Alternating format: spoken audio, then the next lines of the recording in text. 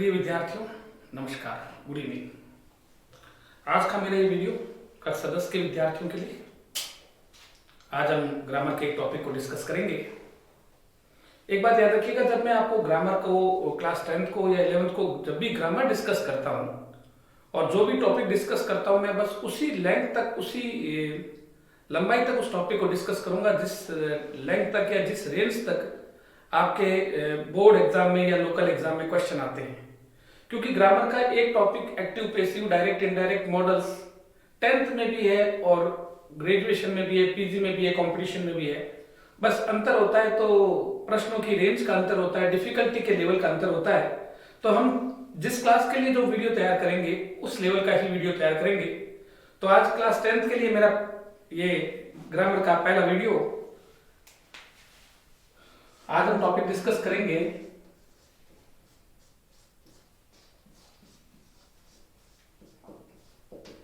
Passive construction. Passive construction का मतलब है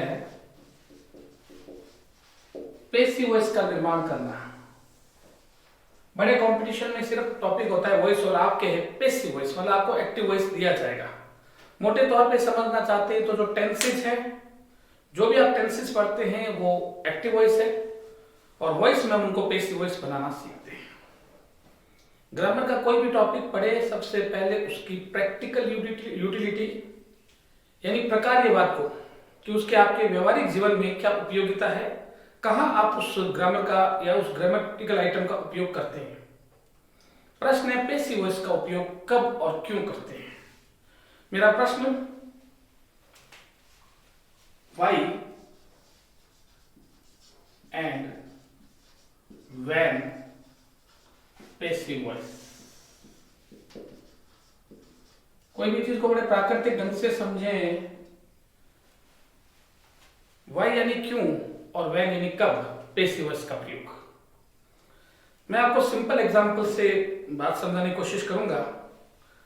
उदाहरण के लिए, आप छात्र हैं, विद्यालय से घर लौटे हैं और आपने घर में आकर मम्मी से कहा भूख लगी। मम्मी कहती ठीक है बेटा, गरम गरम बनाती हूँ, तुम बैठो, हाथ मुंह धो के आओ। 10 मिनट बाद मम्मी की एक आवाज आती है। क्या आती है आपको दिमाग से सोचना है। एक माँ की आवाज ये आती है, बेटा मैंने रोटी बना ली है, भोजन कर लो, या रोटी बन गई है, भोजन कर लो। मुझे विश्वास है कि आपको दूसरा उत्तर समझ में आएगा। माता जी यही कहती हैं, बेटा रोटी बन गई है, भोजन कर लो। ऐसे ही मान लिया आप किसी फ्रेंड के घर जाते हैं, फ्रेंड को क्या कहते हैं। अगर आपके घर में पेंट का काम चल रहा है, रंग रोगन का काम चल रहा है, आप क्या कहते हैं। क्या आप ये कहते हैं कि पेंटर घर में पेंटिंग कर रहे हैं इसलिए डिस्टर्ब हूं, या घर में पेंट का काम चल रहा है इसलिए डिस्टर्ब।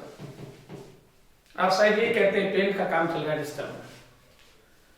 कहीं आप सड़क पर जा रहे हैं, कोई व्यक्ति आपको रोक रहा है, आगे मान लिया सड़क निर्माणाधीन है, सड़क बन रही है, मजदूर श्रमिक कार्य कर रहे हैं, तो रोक कर आपको क्या कहेगा, भैया इधर से नहीं उधर से जाओ।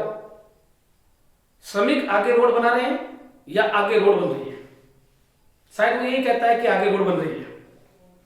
अब हम इन तीनों जो मैंने आपको एग्जाम्पल दिए उनको एक बार सम टोटल करते हैं, डिस्कस करते हैं।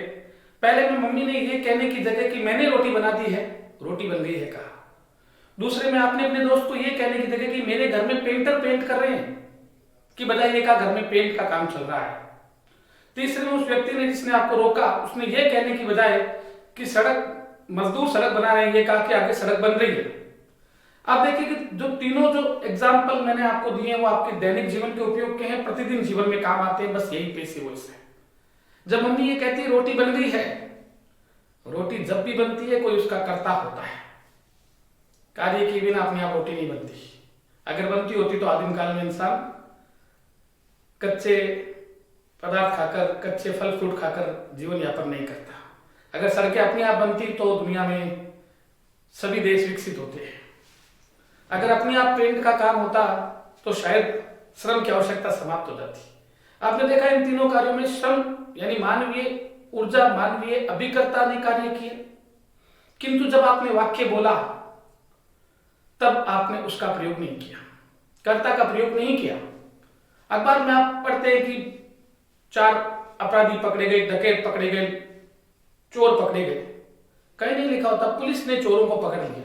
ठीक है, अंदर डिटेल में भले कुछ भी दिया हो, लेकिन बाहर जब आप पढ़ रहे होते तो बाहर हेडिंग में ऐसा कभी नहीं दिया जाता, क्योंकि यही पैसिव वॉइस में समझना है कि पैसिव वॉइस का प्रयोग क्यों करना है और कब करना है।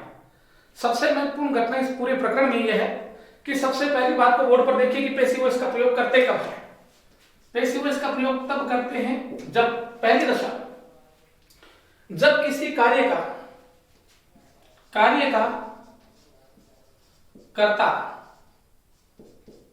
कर्ता को हमेशा याद रखिए आप, कुछ व्यक्ति इसे सब्जेक्ट कहते हैं, कुछ इसे डूअर कहते हैं, डू क्रिया से बना है डूअर, या कुछ लोग इसे एजेंट कहते हैं, जैसे एलआईसी एजेंट है तो एलआईसी का काम करता है भैया, किसी चीज में एजेंट है तो काम करता है उस कार्य का। तो कार्य का कर्ता या तो अज्ञात हो, अज्ञात का मतलब अननोन,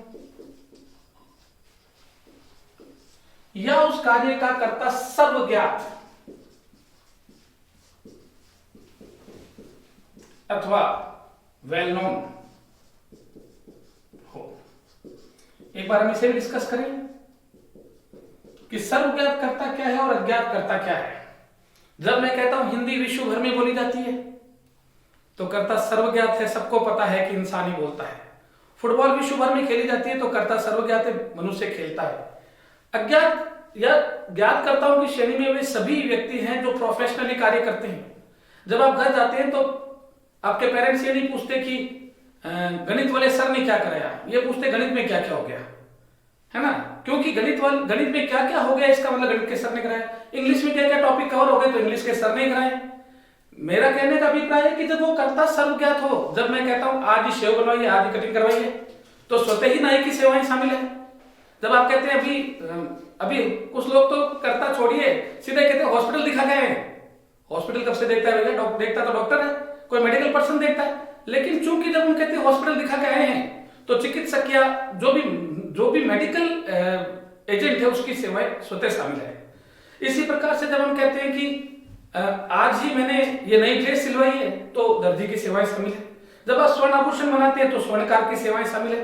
अभी जूतों के पॉलिश कराइए, जूते रिपेयर कराए, चर्मकार की सेवाएं शामिल है। तो जितने भी लोग वर्किंग प्रोफेशनल है, पेशेवर रूप से कार्य करते हैं, शिक्षक शिक्षा, सैनिक लड़ना, कुक खाना पकाना, बार्बर बाल काटना शेविंग बनाना, कोबलर शू मेंडिंग करना, शू पॉलिशिंग करना, टेलर और टेलरिंग करना, ये जितने भी कार्य है ये सर्वज्ञात की श्रेणी में स्वतः ही आते हैं। अब बात करते हैं अज्ञात कर्ताओं की। अज्ञात कौन है? जब हम कहते हैं कि कल रात मेरा मोबाइल चोरी हो गया, यानी किसी ने तो उठाया है। आप ये तो कह रहे हैं ना, आपकी बात ये तो कह रही है कि चोरी हुआ है। चोरी प्राकृतिक घटना तो है नहीं, मानव निर्मित घटना है। लेकिन आपको ये पता नहीं कि किसने चोरी किया। सामान्यतः अंग्रेजी भाषा में somebody, someone, anyone, people, all, कोई कह रहा है कि चोरी आपने की है, आप पूछते किसने कहा, सब कह रहे हैं। अगेन सब में यह ज्ञात नहीं हुआ कि कहने वाला कौन है। हर एक कह रहा है, एवरीवन कह रहा है, ज्ञात नहीं होता। ये सर्वज्ञात और अज्ञात की श्रेणी में कर्ता आते हैं। इस प्रकार के कर्ताओं का पेसिव वॉइस में कभी उल्लेख नहीं करते हैं, ये याद रखिए। आप यही कहते हैं ना बाल कटवाए हैं, कभी नहीं कहते नाई से बाल कटवा के आया हूं, अभी बाल कटवा के आया हूं, शेविंग बनवा के आया हूं, अभी जूते रिपेयर करा के आया हूं, अभी इंग्लिश पढ़कर आया हूं, अभी मैथ्स पढ़कर आया हूं, अभी हॉस्पिटल दिखा के आया हूं। ठीक है, तो उन दशा में सदैव पेसिव वॉइस का प्रयोग करें। दूसरी दशा तब होती है, ये ध्यान रखिएगा, दूसरी दशा तब होती है जब इंग्लिश में अगर कहें तो agent is more important than the action, या कार्य कर्म यानी एक्शन, कर्म कहते हैं एक्शन को, कर्म कर्ता यानी डूअर से अधिक महत्वपूर्ण है। एक खबर नवीश को, अखबार वाले को यह महत्वपूर्ण होता है कि चोर पकड़े गए, किस पुलिस कर्मी ने पकड़ा है, किस थानेदार ने पकड़ा है, किस पुलिस एम्प्लॉय ने पकड़ा है, उससे कोई मतलब नहीं है। यहां तक कि हमारा बोर्ड कहता है कि आज शाम 4 बजे माध्यमिक शिक्षा बोर्ड का परिणाम जारी होगा। अगर अपने आप जारी होता तो फिर हजारों लोगों की जरूरत लगाने की जरूरत नहीं होती। लेकिन चूंकि हमें पता है कि बोर्ड परिणाम, आज माध्यमिक शिक्षा बोर्ड का परिणाम जारी होगा, तो स्वतः ही कर्ता की तुलना में कार्य अधिक महत्वपूर्ण है? कर्ता तो स्वतः ही ज्ञात है कि बोर्ड ही जारी करेगा। तो ये तो हो गया आपके लिए महत्वपूर्ण की पैसिव वॉइस कब बोलते हैं। आप यकीन रखिए आप अपने जीवन में हर तीसरा वाक्य, अपने दैनिक जीवन में हर तीसरा वाक्य पैसिव वॉइस में ही बोलते हैं। तो ये हो गया हमारी पहली बात। अब आगे बढ़ते हैं। तो अब हम इस टॉपिक को प्रैक्टिकली पढ़ते हैं। आपको ये समझ में आया कि इसकी हमारे दैनिक जीवन में उपादेयता, उपयोगिता क्या है। अब देखिए पैसिव वॉइस बनाते समय आप बिल्कुल शांत होकर, चित होकर कि आप इसे हल करके ही मानेंगे और आप हल करेंगे, विश्वास रखिए। देखिए क्या होता है कि ग्रामर को जितना इजीली पढ़ेंगे उतना इजीली आपको कंप्रीहेंड या समझ में आएगी। और एक्टिव से पैसिव बनाते समय आपको बाहर को जाना ही नहीं है, उसी सेंटेंस को उत्तर देना है। भाई मैथ्स में आपको बाहर से उत्तर देना पड़ता है, साइंस में बाहर से उत्तर देना पड़ता है, सोशल स्टडी में बाहर से देना पड़ता है। प्रश्न में उत्तर के बारे में कुछ नहीं होता है। हमारे इंग्लिश के ग्रामर के हर टॉपिक में उत्तर उस प्रश्न में है। अब मोटे तौर पे देखिए, ये हम मान लेते हैं कि एक्टिव वॉइस का साइड है। मोटे तौर पे हम मानते हैं एक्टिव वॉइस है जो हमारे आएगा, और ये पैसिव वॉइस है जो हमें करना है। ठीक है, एक्टिव वॉइस दिया हुआ आएगा हमें, ठीक वैसे ही जैसे मैं आपको एक चीज पकड़ाता हूं, आपको आगे पकड़ा देंगे, बस इतना ही काम है आपका। एक स्टैंडर्ड सेंटेंस याद रखिएगा, स्टैंडर्ड सेंटेंस उसे कहते हैं जो कंप्लीट सेंटेंस है। आप जो थैंक यू बोलते हैं, okay, see you, bye bye, ये कंप्लीट सेंटेंस है, स्टैंडर्ड सेंटेंस की श्रेणी में नहीं आते। एक स्टैंडर्ड सेंटेंस के 4 मोटे भाग किए जा सकते हैं। पहला भाग सब्जेक्ट, पहले भी मैंने बताया इस सब्जेक्ट को आप एजेंट कहें, डूअर कहें, क्योंकि अलग अलग विद्यार्थी अलग अलग रेफरेंस बुक्स पढ़ेंगे, तो कहीं पर एजेंट दिया होगा और उसने सब्जेक्ट पढ़ रखा है, कहीं डूअर दिया होगा। किसी भी प्रकार से आपको चिंतित अथवा कंफ्यूज होने की जरूरत नहीं। करता जो एक्टिव वॉइस का करता है वो तो दिया हुआ है ना, आपको कुछ नहीं करना। पैसिव वॉइस बनाते समय आपको उस सब्जेक्ट को किसी ऑब्जेक्ट में बदलना है और उसके पहले एक प्रीपोजिशन लगानी है। क्या लगानी है? प्रीपोजिशन। हम फोनेटिक्स की बात नहीं करेंगे, वैसे इसको फोनेटिकली हम प्रेपोजिशन पढ़ते हैं। एक समय जब आप पढ़ रहे हो तो एक ही चीज पर अपना संपूर्ण ध्यान केंद्रित रखें। सामान्यतः वो प्रेपोजिशन क्या होती है? बाई होती है सामान्यतः। देखिए अगेन जब मैं सामान्यतः कह रहा हूं तो 100% नियम नहीं है। जो भी आपका एक्टिव वॉइस का सब्जेक्ट है आप उसे पैसिव वॉइस में मोटे तौर पर बाई प्लस ऑब्जेक्ट कर दें। मोटे तौर पर 99% केसेस में, वो 1% केस जरूर डिस्कस करेंगे जिसमें बाई नहीं आएगा। दूसरी बात, जो भी एक्टिव वॉइस का दूसरा पार्ट कहलाता है प्रेडिकेटर। ये प्रेडिकेट नहीं है, प्रेडिकेटर है। एक प्रेडिकेटर का मतलब होता है उसकी हेल्पिंग वर्ब और मेन वर्ब। ठीक है, तो इसे पैसिव वॉइस बनाते समय दूसरे प्रेडिकेटर में बदलेंगे। सिर्फ ढंग से पहले जैसे जैसे मैं आपको एक्सप्लेन करता हूं समझिए। यानी उस हेल्पिंग वर्ब और मेन वर्ब को एक दूसरी हेल्पिंग वर्ब या उसी हेल्पिंग वर्ब और मेन वर्ब के दूसरे रूप में बदल देंगे। बदलेगा कुछ नहीं, उसका रूप बदलेगा। तीसरा ऑब्जेक्ट। हम एक एक चीज को आज की इस वीडियो में डिस्कस करेंगे। मैं आपको ये सारी चीजें बताऊंगा कि कौन कौन से सब्जेक्ट्स होते हैं, क्या क्या उनके ऑब्जेक्ट्स होते हैं, क्या क्या उनके जेनेटिव या पॉजिटिव केसेज होते हैं। हेल्पिंग वर्ब इंग्लिश लैंग्वेज में कितनी है, कितनी हेल्पिंग वर्ब है और किस किस प्रकार से उनका वर्गीकरण है। ऑब्जेक्ट कितने प्रकार के होते हैं और ऑब्जेक्ट का वर्गीकरण कैसे। सामान्यतः देखो विद्यार्थियों, मैंने वीडियो के शुरू में ही कहा आपको कि मैं बोर्ड पे उतना ही करूंगा जितना कक्षा 10 के लिए या अधिक से अधिक कक्षा 12 के लेवल के किसी परीक्षा के लिए काम आता है। वैसे इंग्लिश में ऑब्जेक्ट 4 प्रकार के होते हैं, लेकिन मैंने बोर्ड पे देखे 2 ही लिखे हैं, इनडायरेक्ट ऑब्जेक्ट और डायरेक्ट ऑब्जेक्ट। बाकी जो 2 ऑब्जेक्ट होते हैं, रिटेन्ड ऑब्जेक्ट और कॉग्निट ऑब्जेक्ट, वो बड़ी प्रतियोगी परीक्षाओं के काम के, उनके लिए हम अपनी ऊर्जा को वेस्ट नहीं करेंगे, व्यर्थ बर्बाद नहीं करेंगे। तो जो आपका ऑब्जेक्ट हो उसे पैसिव वॉइस में सब्जेक्ट बना देना है। ठीक है, अब एक बार सिमेट्री को समझिए। एक्टिव वॉइस का जो सब्जेक्ट था पैसिव वॉइस में आपने उसको प्रीपोजिशन प्लस ऑब्जेक्ट में बदला और सामान्यतः वो प्रीपोजिशन बाई थी। जो एक्टिव वॉइस में ऑब्जेक्ट था आपने उसको सब्जेक्ट में बदला। ठीक है, अब आता है फोर्थ और लास्ट पार्ट।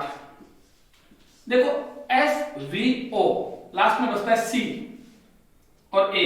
हम इसको लास्ट में एक C और A को मिलाकर लिखते हैं रिमेनिंग यानी शेष, इसमें आपके एडवर्ब्स आ सकते हैं, एडवर्ब ऑफ प्लेस आ सकता है, टाइम आ सकता है, मैनर आ सकता है, कोई और एडवर्ब आ सकता है जो पैसिव वॉइस में काम लिया जा सकता है।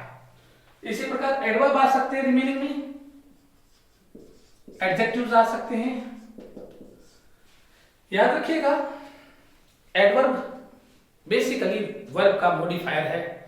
वैसे तो व्यापक परिभाषा में ये बहुत बड़ी चीज है विद्यार्थियों कि ये नाउन प्रोनाउन और कंजक्शन को छोड़कर सभी को मॉडिफाई करता है, लेकिन हम इतना ही मानेंगे कि एक वर्ब का समय, एक वर्ब का स्थान और एक वर्ब का तरीका बताता है। जैसे मैं एक वाक्य बोलता हूं, मैं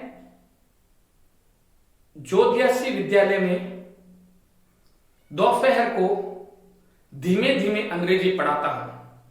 तो इसमें देखिए जोध्यासी विद्यालय में कार्य यानी पढ़ाने का स्थान बताया जा रहा है, दोपहर कार्य का समय बताया जा रहा है और धीरे धीरे कार्य का तरीका बताया जा रहा है। मैं सुबह मैदान में तेज दौड़ लगाता हूं। तो सुबह दौड़ लगाने का समय है, मैदान स्थान है और तेज गति से दौड़ना उसका तरीका है। ये एडवर्ब है मोटे तौर पर एक 10th स्टूडेंट के। जो समय को दिखाते हैं उनको एडवर्ब ऑफ टाइम बोलते हैं, जो स्थान को दिखाते हैं, कार्य के स्थान को दिखाते हैं, प्लेस ऑफ वर्ब बताते हैं, उनको एडवर्ब ऑफ प्लेस कहते हैं, स्थान को दिखाने वाले एडवर्ब। और जो तरीका दिखाते हैं धीमा, तेज, शांति से, दृढ़ता से, कठोरता से, विनम्रता से वगैरह, ये एडवर्ब ऑफ मैनर कहलाते हैं कि कार्य कैसे किया गया। ठीक है, तो रिमेनिंग को रिमेनिंग में बदलेंगे। ठीक है, यानी आपने एक बात यहां अगर आपने ढंग से नोटिस की तो ये देखा होगा कि आपको बाहर से कुछ नहीं करना, उनकी प्लेस चेंज करना है। जैसे आप दीपावली का समय आता है, आप अपने ड्राइंग रूम का शेप बदल देते हैं, सोफे को साइड में कर देते हैं। कोई आपके घर में कोई ट्राइपॉड है, तिपाई है, उसको इस साइड से कोने से उठाकर उस कोने में लगा देते हैं। सोफों का डायरेक्शन चेंज कर देते हैं, वॉल क्लॉक का डायरेक्शन चेंज कर देते हैं, कोई पिक्चर सीनरी लगी उसका डायरेक्शन चेंज कर देते हैं। जो सेंटर टेबल या टी टेबल आपके घर में उसको थोड़ा डायरेक्शन चेंज कर देते हैं, थोड़ा सा मॉडिफाई करते हैं, ट्रांसफॉर्म करते हैं, चेंज नहीं करते, सिर्फ ट्रांसफॉर्म करते हैं। तो ग्रामर के हर आइटम में हम सिर्फ ट्रांसफॉर्म करते हैं। जैसे जब आपके घर में कलर चेंज होता है तो लोग कहते हैं बिल्कुल नया लग रहा है, नया नहीं, परिवर्तित रूप है। ठीक है ना, नया नहीं है। ठीक है, तो अब एक्टिव से पैसिव बनाते समय जब आपने लिखा है कि सब्जेक्ट को प्रीपोजिशन प्लस ऑब्जेक्ट में बदलते हैं, बार बार कह रहा हूं, कभी दिमाग में ये नहीं रखे बाई प्लस ऑब्जेक्ट में बदलते हैं, क्योंकि एक गलत अर्थ छूटना बहुत मुश्किल है बाद में। आप सिंपली मानिए प्रीपोजिशन प्लस ऑब्जेक्ट में, और कोई कहे प्रीपोजिशन क्या होती है, तो आप ये कहें कि 99% केसेस में वो प्रीपोजिशन बाई होती है। कभी इन भी होती है, कभी एट भी होती है, कभी टू भी होती है, लेकिन 99% केसेस में वो बाई होती है। ठीक है, तो इसको जब एक्टिव वॉइस में सब्जेक्ट, एजेंट या डूअर को आप प्रीपोजिशन प्लस ऑब्जेक्ट में बदलते हैं तो उसका स्थान बदला जाएगा। स्थान एवं रूप दोनों बदलेंगे, दोनों बदलेंगे ना।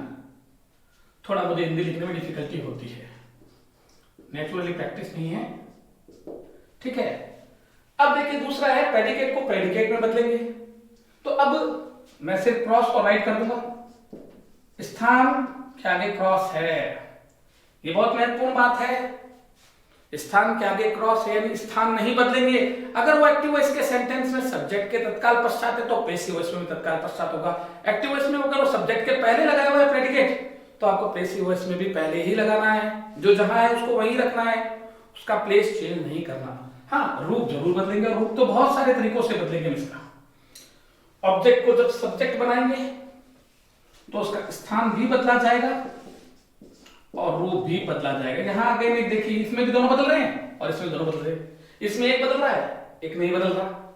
इसमें रिमेनिंग का ना तो स्थान बदले और ना ही मोटे तौर पर रूप बदले, यानी इसको जहां एक्टिव वॉइस में है वहीं पैसिव वॉइस में चिपका के रखते हैं, एचडी उतार दें। ठीक है, तो ये बात हो गई बेसिक, जो फेबुलस फोर्स जिन्हें कहता हूं मैं, ये फेबुलस फोर है हमारे, ये हो गया।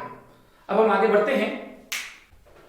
हाँ, तो सबसे पहले जब आपने कहा सब्जेक्ट को प्रीपोजिशन प्लस ऑब्जेक्ट में बदलते हैं, और बार बार कह रहा हूं प्रीपोजिशन सामान्यतः बाई होगी, सामान्यतः। तो सबसे पहले विद्यार्थी के लिए जानना जरूरी है कि कितने प्रोनाउन होते हैं, उनका सब्जेक्ट रूप क्या होता है, ऑब्जेक्ट रूप क्या होता है, पजेसिव जेनेटिव केस क्या होता है। बिल्कुल सिंपल, आप फटाफट देखें, शॉर्ट में लिखा हूं मैं। सब्जेक्ट है, ये उसका सब्जेक्ट रूप होगा, ये उसका ऑब्जेक्ट रूप होगा और ये उसका पॉजिटिव रूप होगा। पॉजिटिव को पूरा लिखता हूं क्योंकि सामान्यतः कम काम आता है, बाकी सब्जेक्ट ऑब्जेक्ट सब तो आपके रोज ही काम आते हैं, इसलिए इनमें स्पेलिंग एरर होने की आपकी गुंजाइश कम है।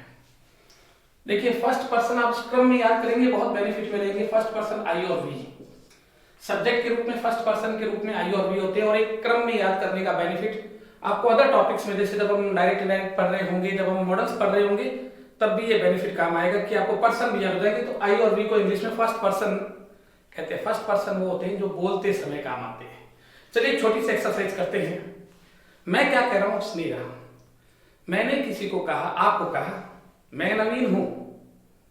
जब मैं बोला तो अपने लिए जिस सर्वनाम का प्रयोग किया वो आई है, मैं नवीन हूं। लेकिन जब कोई मुझे कहेगा यही बात तो कहेगा तुम नवीन हो। तो जो मैं अपने बोलने के समय मैं था, वही सुनने के समय तुम हो गए। समझ गए? अलग नहीं है, वही व्यक्ति मैं है, वही तुम हो। जब आप बोल रहे हो तो आप आई हो और मेरे लिए आप यू हो। जब मैं बोल रहा हूं तो अपने लिए आई हूं और आपके लिए यू हूं। अब थर्ड पर्सन कब होते हैं? जब ना बोल रहे हैं ना सुन रहे हैं, आपके बारे में कोई बोल रहा है। जैसे मान लिया मैं कहीं से गुजर रहा था, आपके किसी साथी ने आपसे पूछा ये व्यक्ति कौन है, तो आप कहेंगे वह नवीन है। अब आप नहीं कहेंगे मैं नवीन हूं तुम नवीन हो, क्योंकि ना बोल रहे ना सुन रहा हूं मैं, तो मेरे बारे में आप कहेंगे वह नवीन है, ही इज नवीन। मैं कहता हूं आई एम नवीन, आप कहते हो यू आर नवीन। और जब मैं आप और आपके फ्रेंड के बीच में कहीं नहीं हूं, जा रहा हूं, किसी ने पूछा हु इज ही, तो वो कहेगा ही इज नवीन। तो हो गया ना, एक ही व्यक्ति के लिए आपने आई यू ही, ये कुछ डिफरेंट नहीं होते। तो ये फर्स्ट पर्सन है क्योंकि बोलने में काम आते हैं। फिर सेकंड पर्सन है यू, थर्ड पर्सन है ही, शी, इट और दे। देखो विद्यार्थी, बहुत सिंपल, एक अच्छे विद्यार्थी की तरह देखें कि ये दो फर्स्ट पर्सन होते हैं, ये सेकंड पर्सन है और थर्ड पर्सन है।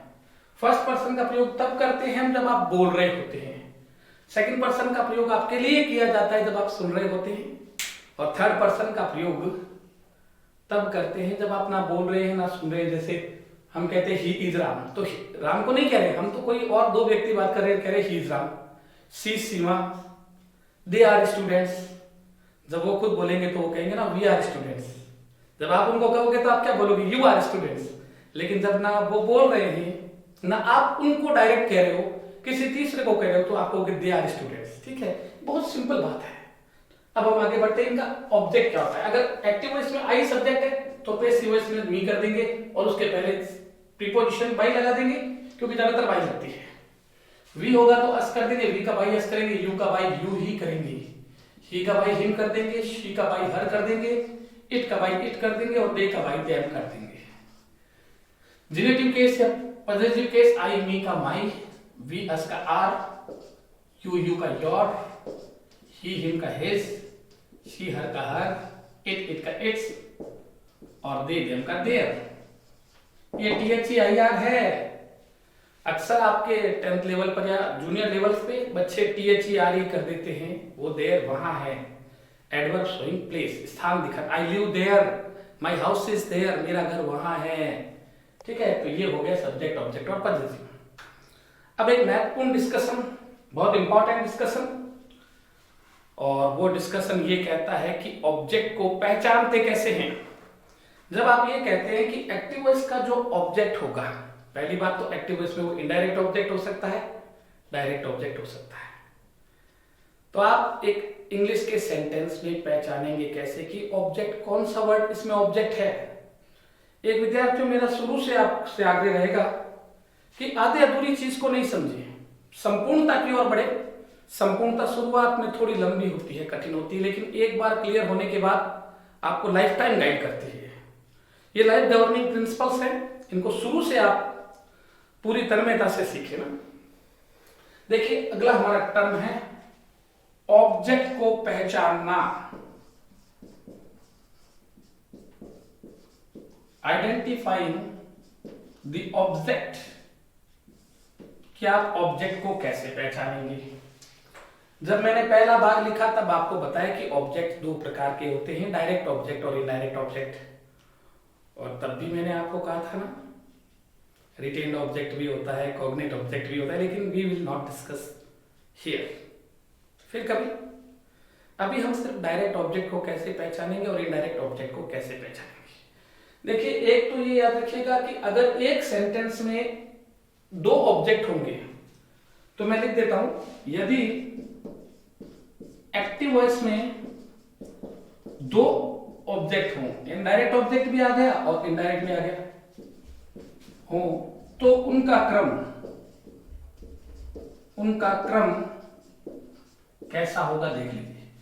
ऐसा हो ही नहीं सकता इंग्लिश में कि अगर दोनों ऑब्जेक्ट आए हों तो उनका कोई निर्धारित क्रम नहीं है। याद रखिएगा, अगर दोनों ऑब्जेक्ट जब भी इंग्लिश में आते हैं किसी एक सेंटेंस में, वैसे इस प्रकार की वर्ब को डाई ट्रांजिटिव वर्ब कहते हैं जिसमें दो ऑब्जेक्ट आते हैं। कम होती है इंग्लिश में, अगर 100 वर्ब को माने तो मात्र 10 वर्ब ऐसी होती है जो डाई ट्रांजिटिव होती हैं। तो सामान्यतः तो एक ही ऑब्जेक्ट आएगा आपकी परीक्षा में, लेकिन अगर दो आ जाए तो दोनों को सब्जेक्ट बना सकते हैं, वो बाद में हम एक एग्जांपल से सॉल्व कर लेंगे। तो पहली बात तो यदि एक्टिव वॉइस में दो ऑब्जेक्ट्स, बहुवचन है तो ऑब्जेक्ट्स हो, तो उनका क्रम क्या होगा, पहले इनडायरेक्ट ऑब्जेक्ट आएगा और उसके तत्काल पश्चात डायरेक्ट ऑब्जेक्ट आएगा। ये बात अपनी माइंड में बिल्कुल सेव करके रखें। ऐसा नहीं हो सकता कि पहले डायरेक्ट ऑब्जेक्ट आएगा। अब देखिए, अगर आपको डायरेक्ट ऑब्जेक्ट पहचानना है तो तरीका क्या है, और इनडायरेक्ट ऑब्जेक्ट पहचानना है तो क्या तरीका है। हम डायरेक्ट ऑब्जेक्ट को कैसे पहचानेंगे और इनडायरेक्ट ऑब्जेक्ट को कैसे पहचानेंगे, साइंटिफिकली, सिस्टेमैटिकली। अगर आपको किसी इंग्लिश के सेंटेंस में डायरेक्ट ऑब्जेक्ट ढूंढना है तो तरीका है, वो जो वाक्य आप पढ़ रहे हैं एक्टिव वॉइस का, उसमें डायरेक्ट ऑब्जेक्ट को ढूंढना है आपको। तो आपको कैसे ढूंढना है, व्हाट और उस वाक्य के साथ उसी वाक्य में जो वर्ब आई है वो वर्ब। चलिए हम मौखिक रूप से 4-5 एग्जाम्पल से समझते हैं। जब मैं कहता हूं आई टीच इंग्लिश, कोई पूछे ऑब्जेक्ट क्या है, तो हमारा डायरेक्ट ऑब्जेक्ट ढूंढने का तरीका क्या है, व्हाट प्लस वर्ब। इसकी वर्ब क्या है, teach, what teach, I teach English, what teach, बताएं, English. Ram eats mango, what eats, क्या खाता है, मैंगो।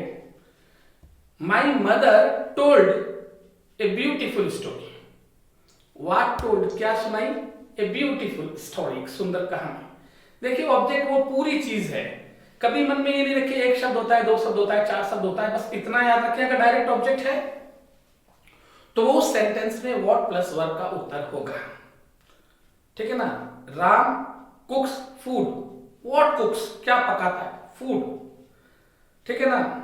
आई सा ताजमहल, व्हाट सा, क्या देखा, ताजमहल। आजकल क्या मॉडर्न विद्यार्थी हैं, एक विद्यार्थी कहता है आई इंस्टॉल्ड जूम ऐप, मैंने जूम ऐप इंस्टॉल किया, व्हाट इंस्टॉल्ड, क्या इंस्टॉल किया आपने, जूम ऐप। कोई एक थोड़ा सा शरारती बच्चा है, मोबाइल में ज्यादा इंटरेस्ट लेता है, वो अपनी मम्मी को कहता है I will download PUBG, what download, क्या डाउनलोड करेगा, पबजी, ठीक है। तो जो व्हाट प्लस वर्ब का उत्तर है, Seema writes a letter, Seema letter लिखती है, व्हाट राइट्स क्या लिखती है, ए लेटर। अब इसमें ए बिग लेटर है, ए नाइस लेटर है, ए गुड लेटर है, तो वो साथ में ही अलग नहीं है, लेटर के साथ जुड़े हुए हैं। तो फाइनली और एक दो एग्जांपल कर लेते हैं। जैसे my father gifted me a new car, मेरे पापा ने मुझे नई कार गिफ्ट की। व्हाट गिफ्टेड, क्या गिफ्ट की, a new car, A brand new car, ठीक है। अगर वो ऐसे भी कह सकते हैं brand new car of white colour, तो वो पूरा का पूरा ऑब्जेक्ट है जो व्हाट का उत्तर है। एक भी शब्द नहीं छोड़ना, ऐसा नहीं हो कि आप आधा भाग ले लो तो बाकी आगे भाग का क्या करोगे भाई, वो रह जाएगा में। ये एक simple, she sings a song, वो गाना गाती है, व्हाट सिंग्स, क्या गाती है, a song. Ram composes a poem, Ram एक पोएम कंपोज करता है, व्हाट कंपोजेज ए पोएम, ठीक है ना। तो आप अल्टीमेटली फाइनली दिमाग में ये बात को बैठा के रखें कि डायरेक्ट ऑब्जेक्ट वो है जो किसी सेंटेंस में व्हाट प्लस वर्ब का उत्तर है। क्लियर, छोटा है, बड़ा है, लेंथी है, हमें कोई मतलब नहीं। अब है इनडायरेक्ट ऑब्जेक्ट। इनडायरेक्ट ऑब्जेक्ट को ढूंढने के लिए तरीका वही रहेगा, वर्ब उसी वाक्य की काम आएगी, whom plus verb, whom Hindi में कहते हैं किसको। देखो किसको, किसको, जैसे I teach students, मैं विद्यार्थियों को पढ़ाता हूं। whom teach, किसको पढ़ाता हूं, स्टूडेंट्स, ठीक है। या he gave me a pen, whom gave, किसको दिया, me, what gave a pen, देखो दोनों ऑब्जेक्ट आ गए। या my mother told all a story, मेरी माँ ने सबको एक कहानी सुनाई। whom told, किसको सुनाई, all यानी सबको, हो गया इंडायरेक्ट ऑब्जेक्ट। what told, क्या सुनाई, a story। तो अगेन आप बिल्कुल सिंपली समझें कि अगर आपको किसी इंग्लिश के सेंटेंस में एक्टिव वॉइस में पैसिव वॉइस को फाइंड आउट करना है, ढूंढना है, तो बहुत सिंपल तरीका है। व्हाट प्लस वर्ब, वर्ब किसकी, उसी वाक्य में जो आई है उस वर्ब को लिखे, जो उत्तर आ रहा है उस वाक्य में से उत्तर निकलेगा, बाहर से कहीं से नहीं निकालना, कुछ नहीं लाना। तो what plus verb direct object है, whom plus verb indirect object है। एक बात, क्रम मैंने बताया, पहले इनडायरेक्ट ऑब्जेक्ट आएगा फिर ही डायरेक्ट ऑब्जेक्ट आएगा। एक आएगा तब तो कोई प्रॉब्लम नहीं है, लेकिन दो आएंगे तो क्रम यही रहेगा। और एक और थोड़ा सा बेहतर ढंग से समझने के लिए कि सामान्यतः जो डायरेक्ट ऑब्जेक्ट होता है वो वस्तु होती है, आर्टिकल होता है, ऑब्जेक्ट होता है, और जो ये है वो सजीव प्राणी होता है।